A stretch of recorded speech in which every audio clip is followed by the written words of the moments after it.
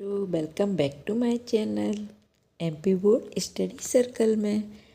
तो आज हम पढ़ते हैं बसंत भाग 3 का चैप्टर 9, जिसमें हमने पार्ट 1 की वीडियो अपलोड की थी, जिसमें हमने आपको पूरा चैप्टर समझाया था। जहाँ पहिया है, जिसमें जो नवसाक्षर ग्रामीण महिलाएं थीं, नई जो पढ़ी लिखी ग्रामीण महिलाएं थीं, वो क्या करती हैं, साइकिल चलाती हैं, जो उनका क्या एक सामाजिक आंदोलन था। और उन्होंने क्या किया था, इससे बहुत समस्याओं के बाद उन्होंने ये क्या कर दिया था कि मतलब गांव की ज़्यादातर महिलाएं साइकिल चलाना सीख गई थीं और वो अपने आप पर निर्भर हो गई थीं। मतलब किसी दूसरे पर निर्भर नहीं थी, किसी भी काम के लिए वो अपने आप ने स्वयं कर सकती थीं। तो ये चैप्टर था, ये हमने समझाया था। आप पार्ट 1 की वीडियो जाकर चैनल में प्लेलिस्ट में जाकर देख सकते हैं, जिसमें हमने पूरा पार्ट 1 समझाया है, पूरा चैप्टर समझाया है।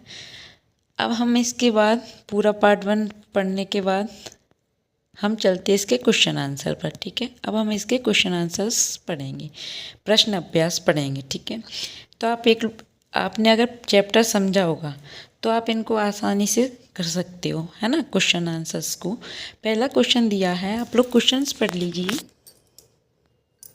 फिर मैं इनके आंसर्स भी दे दूंगी आपको। ठीक है, पीडीएफ में आंसर्स आपके लिखे होंगे, आप उनसे क्वेश्चन आंसर्स याद कर सकते हो। ओके, प्रश्न दिया है, उन जंजीरों को तोड़ने का जिनमें वे जकड़े हुए हैं कोई ना कोई तरीका निकाल ही लेते हैं।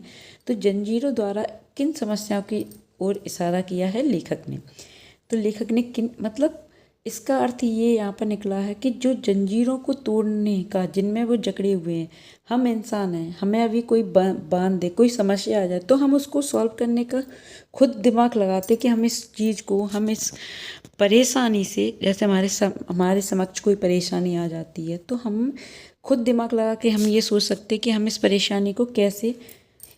परेशानी से कैसे बाहर निकल सकते। तो जब महिलाएं थी, उन्हें अपने काम के लिए अपने भाई पर, अपने पिता पर, अपने पति पर निर्भर होना था। उन्हें कोई चीज़ लेने जाना पड़ता था बाज़ार से, तो वो अपने पिता पर कि भाई पिता जब हमें ले जाएंगे तब हम जाएंगे, तो वो इस समस्या में जकड़ी हुई थी। तो उन्हें कोई ना कोई तो तरीका निकालना था।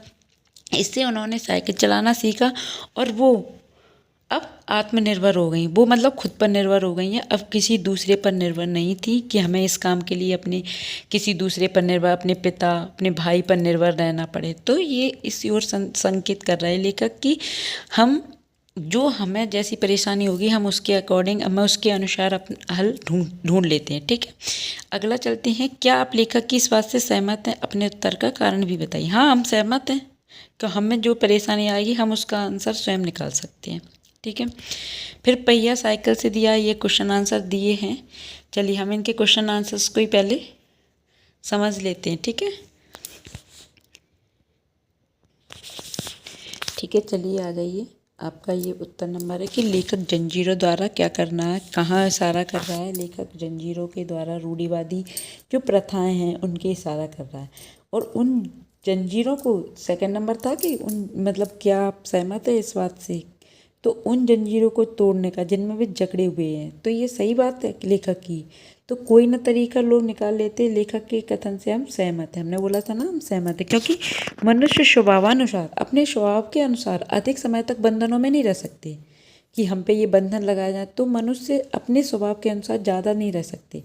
समाज द्वारा जो बनाई गई रूढ़ियाँ हैं, अपनी सीमाओं को लांघने लगे तो समाज में इसके विरुद्ध क्या होगी, एक क्रांति अवश्य जन्म लेती है जो इन रूढ़ियों के बंधनों को तोड़ डालती है। ठीक है, एक क्रांति जरूर जन्म लेगी कि कब तक मनुष्य इन रूढ़िवादी जो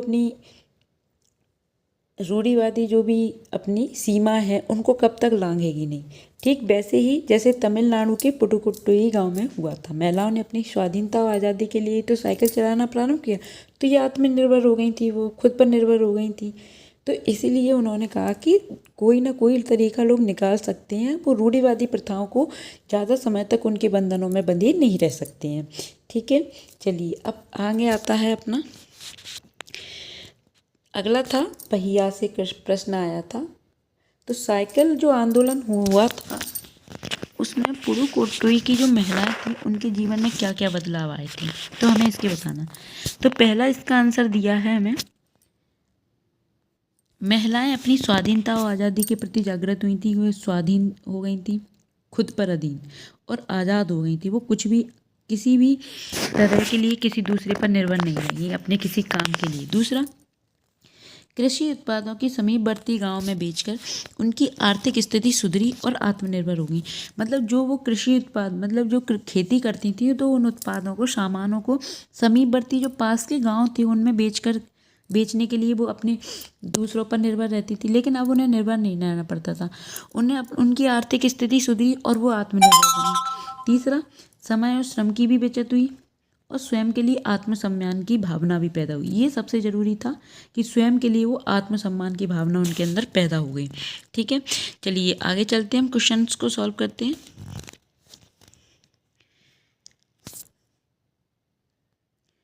उत्तर नंबर दूसरा था, शुरुआत में जब पुरुषों ने इस आंदोलन का विरोध किया था तो क्यों किया था? क्योंकि उन्हें डर था कि इससे नारी समाज में जागृति आ जाएगी।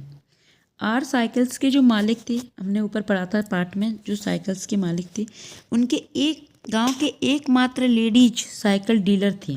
मतलब जो लेडीज साइकिल, जो लेडीजों की साइकिल थी उसके डीलर कौन थे? एकमात्र आर साइकिल्स थे, जो गांव के एकमात्र लेडीज साइकिल डीलर थे, गांव में ही थे।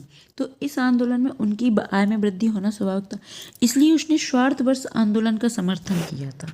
ठीक है, क्योंकि वो जो आर साइकिल वाला था, जो जब शुरुआत में पुरुषों ने आंदोलन का विरोध किया कि ये आंदोलन नहीं होना चाहिए, क्यों किया था? क्योंकि उन्हें डर था कि नारी समाज में क्या आ जाएगी? जागृति। लेकिन जो आर साइकिल्स के मालिक थे वो गांव के एकमात्र लेडीज डीलर साइकिल डीलर थे, तो उन्होंने सपोर्ट किया था महिलाओं को। क्यों?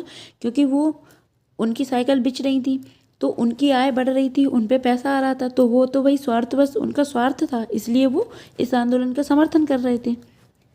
अगला, फातिमा ने जब इस आंदोलन की शुरुआत की तो उसको बड़ी कठिनाई का सामना करना पड़ा था। क्यों? क्योंकि उसे लोगों की गंदी टिप्पणियाँ सुननी पड़ी, फब्तियाँ, जिसे गंदी टिप्पणियाँ कहती है। मतलब गांव के लोग बहुत बातें बनाते थे उसके बारे में। फातिमा मुस्लिम परिवार से थी जो बहुत ही रूढ़िवादी थी। उन्होंने उसके उत्साह को तोड़ने का प्रयास किया जो गाँव के लोग थे। पुरुषों ने भी बहुत विरोध किया। दूसरी कठिनाई ये थी कि लेडीज साइकिल वहाँ पर्याप्त संख्या में उपलब्ध नहीं थी, इसलिए फातिमा को क्या हुआ था? बहुत ही कठिनाई का सामना करना पड़ता था जब इस आंदोलन की उसने शुरुआत की थी। आगे चलते हैं।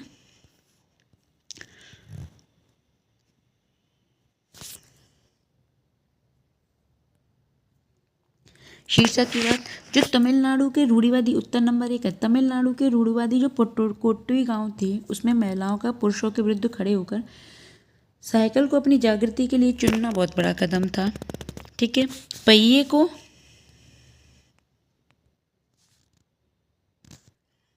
को जो गतिशीलता का प्रतीक माना गया। ठीक है, पहिए को क्या माना गया? गतिशीलता का प्रतीक माना गया। और इस साइकिल आंदोलन से महिलाओं का जीवन भी क्या हो गया? गतिशील हो गया। लेखक ने इसका पाठ का नाम क्या रखा था? जहाँ पहिया है। तमिलनाडु के पुटुकोट्टुई गांव के साइकिल आंदोलन के कारण ही रखा होगा इसका नाम। आंसर नंबर 2 पढ़ते हैं। साइकिल करेगी महिलाओं को आत्मनिर्भर, इस पाठ के लिए उपयुक्त नाम हो सकता है। मतलब इसमें ये प्रश्न ये था कि जहाँ पहिया है उस पाठ के लिए कोई और उपयुक्त हो सकता है शीर्षक, तो साइकिल करेगी महिलाओं को आत्मनिर्भर, ये इस पाठ के लिए उपयुक्त शीर्षक होगा। क्योंकि साइकिल आंदोलन से महिलाएं अपनी स्वाधीनता और आज़ादी के प्रति जागृत हुई, कृषि उत्पादों की समीपवर्ती गांव में बेचकर उनकी आर्थिक स्थिति सुधरी और वो आत्मनिर्भर हो गई, इसलिए साइकिल ने किया महिलाओं को आत्मनिर्भर। उत्तर नंबर दूसरा, फातिमा के गांव में पुरानी रूढ़िवादी परंपराएं थी ये साइकिल का, वहाँ औरतों को साइकिल चलाना उचित नहीं माना जाता था। इन रूढ़िवादियों के बंधनों को तोड़कर स्वयं के पुरुषों की बराबरी का दर्जा देकर फातिमा और पुडुकोट्टुई की महिलाओं को आज़ादी का अनुभव होता होगा। ठीक है, ये आपने चैप्टर समझा होगा तो आपको समझ में आ जाएगा। आगे चलते हैं।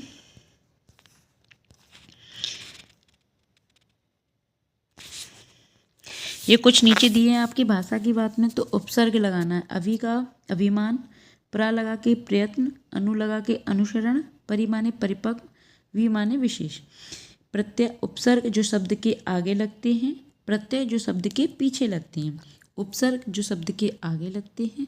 मान शब्द का उपसर्ग लगा अभी, यत्न में प्रापसर्ग, शरण में अनुपसर्ग, पक में परी उपसर्ग और शेष में वी उपसर्ग।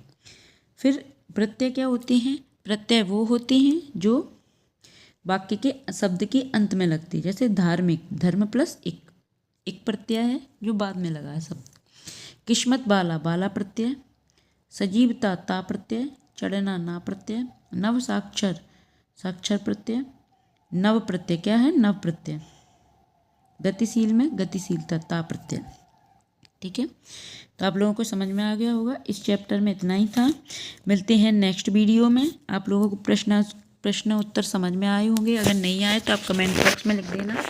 मैं फिर दूसरी वीडियो में उस क्वेश्चन का आंसर क्लियर कर दूंगी आपको। ठीक है, मिलते हैं नेक्स्ट वीडियो में। वीडियो कैसी लगी लाइक करें, कमेंट करें, चैनल को सब्सक्राइब करें। बाय।